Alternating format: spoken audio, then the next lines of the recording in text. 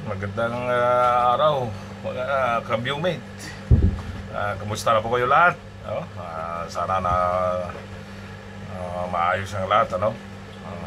Mayroon tayong magandang balita, no? Pero una sa lahat, maraming salamat sa mga nag-subscribe, mga bagong subscriber. Ano na po tayo? 172 na, 172. And watch hour na is 122.9. Maraming salamat po sa mga nagsuporta, no? Malaking bagay na po yun at masaya na po tayo, no? Tsaka isa pa, kung magkaroon pa ng ads, sana huwag nyo nang i-skip para lalo siyang maganda yung ano niya sa YouTube, no? Credit din kasi yan, so malaking suporta yan sa scholarship donation natin. Pag nag-monetize na yan, tuloy-tuloy na po yan, mga kababayan. So isa yan mga beneficiary natin, yung mga subscriber, kasi kayo po yung nakakaalam, ano? So matulungan yung mga anak nyo, kapatid nyo, o mga kaibigan nyo, pamangkin nyo, no? So let's support education program. So maraming salamat. Ito na, no? Magandang balita, ano, na nakaraang araw si Vice President Sara Duterte nauna na pong magsuna. Nagsuna na siya. Inunahan na siya si Dayunyor, ano?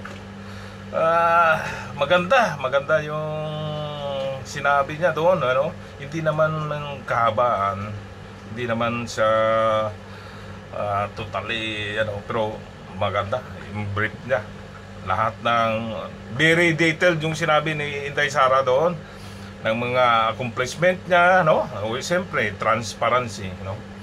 Transparent talaga yung ano, iba talaga yung dinaanan ng mga Duterte, no?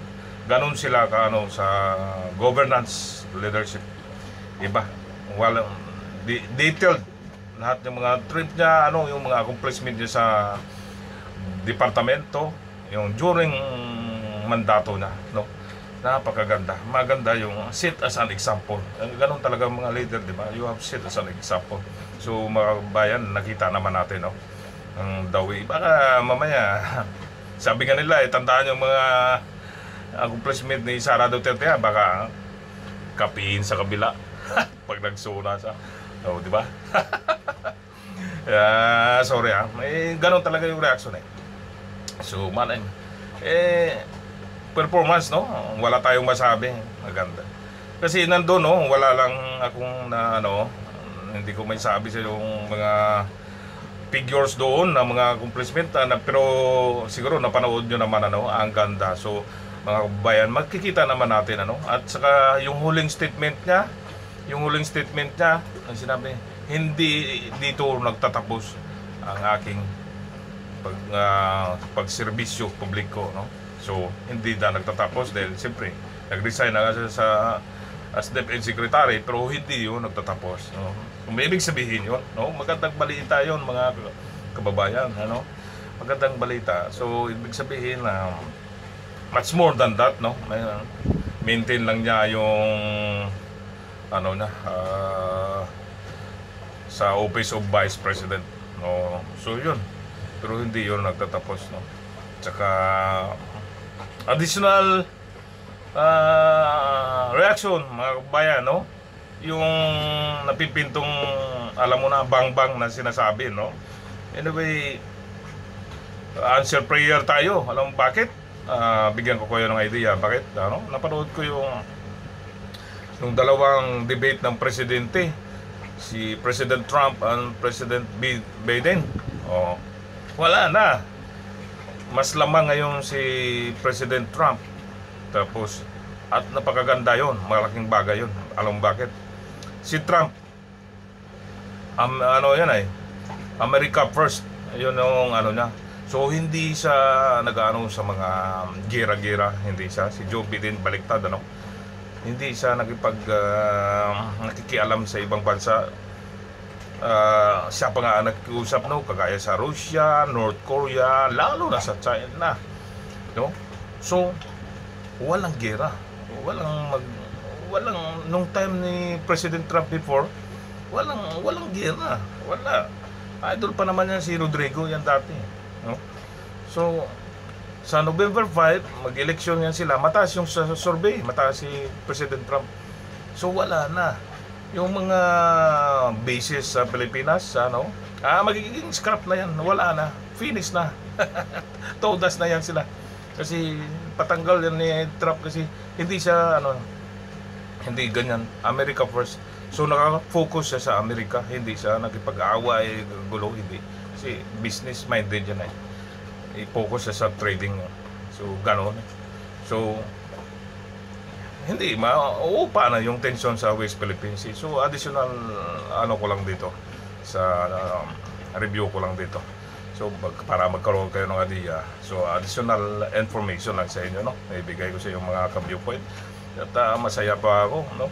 Sana magkaroon pa tayo ng subscriber, no. Tsaka isang like lang sa bawat video na nag-generate kasi ng credit niyan eh.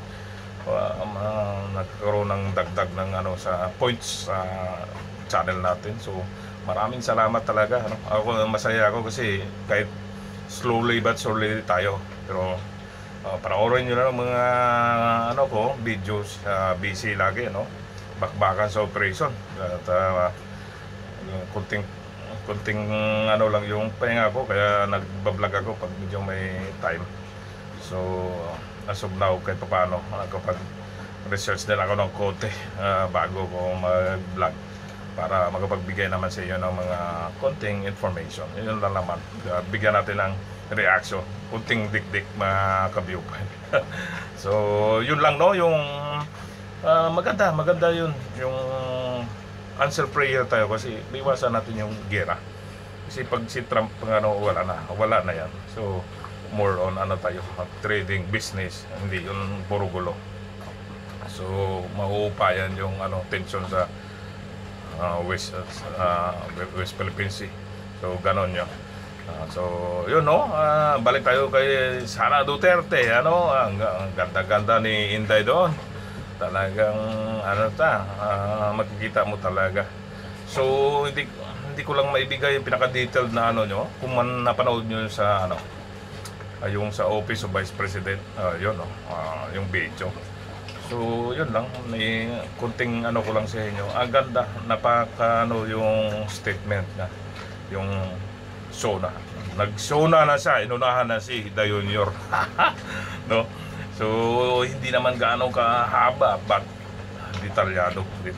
Napaka ano yung ano na detailed, transparent. Nakikita mo ang dami, ganun pala yung mga trabaho ng Vice President natin, no? Ganun hindi natin, at least nalalaman ngayon ng taong bayan kasi ganun talaga. Kita, sus, ang dami na palang pinagano in 2 years ni Inday, no? Solid. So palakpakan natin yung ating Vice President, no? Grabe. So we are happy na alam ko naman na ganun siya. Talagang she is performing well sa trabaho. So yun lang, no, mga kabayan, na maraming salamat sa mga nag-subscribe at sa mga hindi pa. Basta isang like lang sa bawat video natin, okay na, masaya na tayo, no? So happy weekend at enjoy natin yung ano natin ngayon at mag-July na. So katapusan na pala ngayon. Okay. So maraming salamat mga kabayan at ingat po tayo lahat. Dasal pa rin tayo para